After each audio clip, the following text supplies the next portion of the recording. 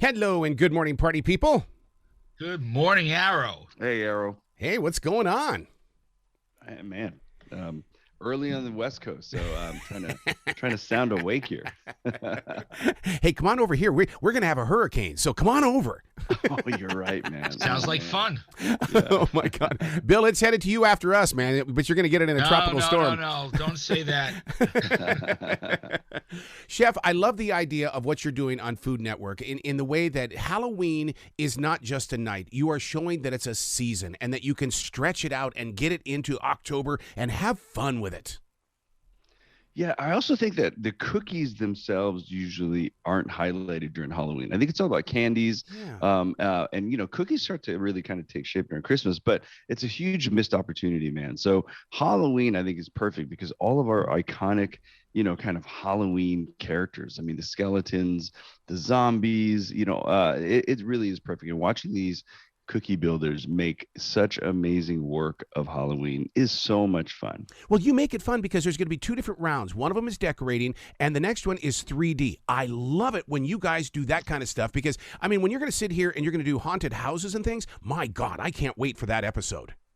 And you nailed it, man. In the haunted houses, some of them are up to like 15 inches high. Wow. They span probably 2 to 3 feet. So it's not just cookie making, and they have to actually, by the way, Errol, they have to do 2 different flavors of cookies, and then the mediums. I mean, the architecture to make them 3-dimensional, the different type ways you can actually decorate. So between frosting and icing and airbrush and all of the kind of sweets that they could put on there, and then making candy. A lot of them are taking sugar to 300 degrees and then beyond that, making 3-dimensional. Imagine not just making a cookie, but making a scene, and everything in that scene is a cookie. It really is, the best thing, the way to compare it is, Christmas, gingerbread houses, but we're going Halloween and we're going 3D and we're going 3D all around them as well. It's pretty awesome. The one thing that I'm noticing with parents and young adults and things like that is that they've turned this into a family event, making these cookies and stuff, because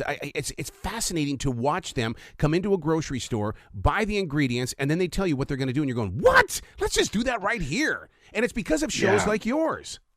I love it, Era. You're absolutely right. And there's different levels of that. So, the level you're talking about is awesome. So you buy all the ingredients, and what are we talking about? We're talking about flour, butter, you know what I mean? We're talking about sugar. But if you don't want to bake your cookies, take the tips that you learn from Halloween Cookie Challenge and do semi-homemade versions of it. Buy those sugar cookies. You could buy frostings and icings that are already in the little tubes. You cut the little tip off so they're totally controllable. And then you could decorate them. So that's what we're doing. Allie is actually, my wife's a phenomenal baker, but we want to dumb it down and make it fun for the kids. So we make parties during the holiday season of just kind of like, kids being able to decorate. Then the best part for the kids is they get to go home and eat it. And just like the show, at the end of the day, they have to make they make cookie art. Rosanna and I get to break it up, eat it, and actually taste it. So I feel bad, but not really. It's pretty awesome to kind of see how it all works. I can't imagine the sugar rush that you guys get with all that stuff that they put into those 3D objects and things. I mean, the sugar rush would be like, oh my God, this is worse than a Red Bull. Dude, yeah, man, I actually have to plan my meals according to the judging schedule because, the spikes, the ebbs and flows in my blood sugar through the day. Dude, that's why the judging is a professional thing, man. I've been a professional for 30 years. All of that has prepped me for judging the show. And Rosanna Penzino has been baking on YouTube.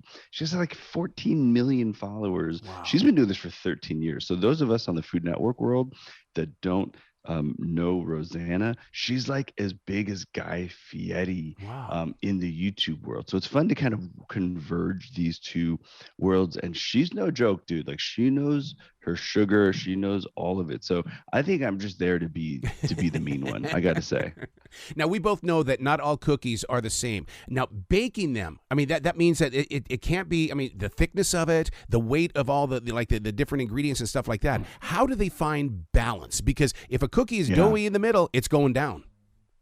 That's it, man. So first is your structure, right? So are you making a crispy cookie or are you making a soft cookie?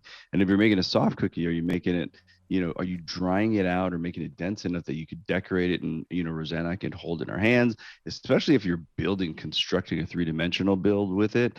There's 1,000 things that happen to make it excellent, to make a cookie excellent. And being a savory chef for 30 years, but also kind of like a DIYer, there's a lot of construction science, brother, in this. So I think the dudes are gonna watch the show with me and be like, oh, okay, I get it. So like frosting versus icing. So frosting is more like a drywall skim coat versus caulking the thing. Like, dude, it is really, really cool when you break it down into construction science. In one of the episodes, you guys are actually going to make banners. I'm excited about this because I want to see how you're going to do it, because I think that's going to usher in a new age of cooking in the way that it's not about just setting it on the plate anymore. You can actually hang this stuff. Yeah, so not only that, you need to do a minimum of like 10 cookies, right? You need to find a means of suspending it, and it needs to stay up. So, like you said, think about that. Happy birthday banners, like welcome banners. Imagine banners that are totally edible, decorated, and beautiful. I think you and I are spotting the trends for 2023 right here, bro. And beyond banners, we're asking them to do things like spell books, three-dimensional spell books.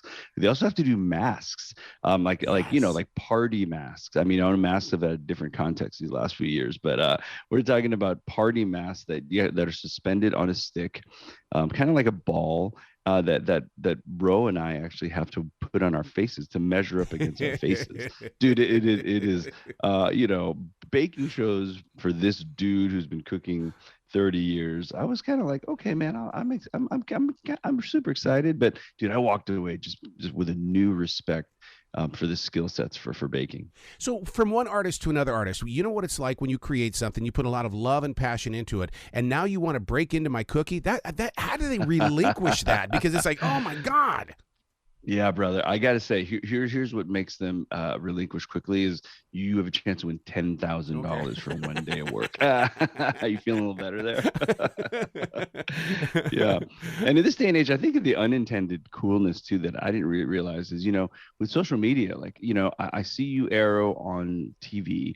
I can Google your name and then find all your social media and follow you and actually go to your shop. So it's the whole kind of guys, triple D effect is, these bakers have really amassed an amazing audience because of their skills. And now that after the show, you can get direct interaction with your favorite baker. Wow. See, now that's what it's all about. And that's why something like this really grows beyond, the moment of now, because you're inspiring, you're empowering. It's just amazing what you're doing with food. And it's not just going to a grocery store to buy a package.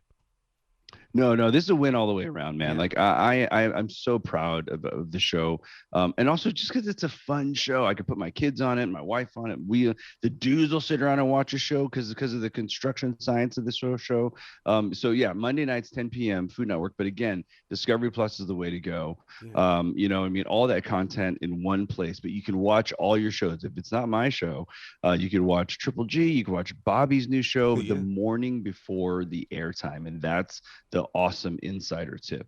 So now, is it cheating if I go to a grocery store and buy the pre-made dough? I'm not a snob about it. So you'll always get that answer from me, man. If you're doing it and you're having fun, you're never cheating. I don't care what shortcuts people are taking, as long as they're doing it and having a good time with their family doing it. I love it. Chef, come back to the show anytime in the future. The door is always going to be open for you. Awesome. Hey, I'm going to do the same, man. I'm going to follow you on social, and we're going to be buddies now. So you got it, Aaron. Thanks for having me. Be brilliant today, sir. You too.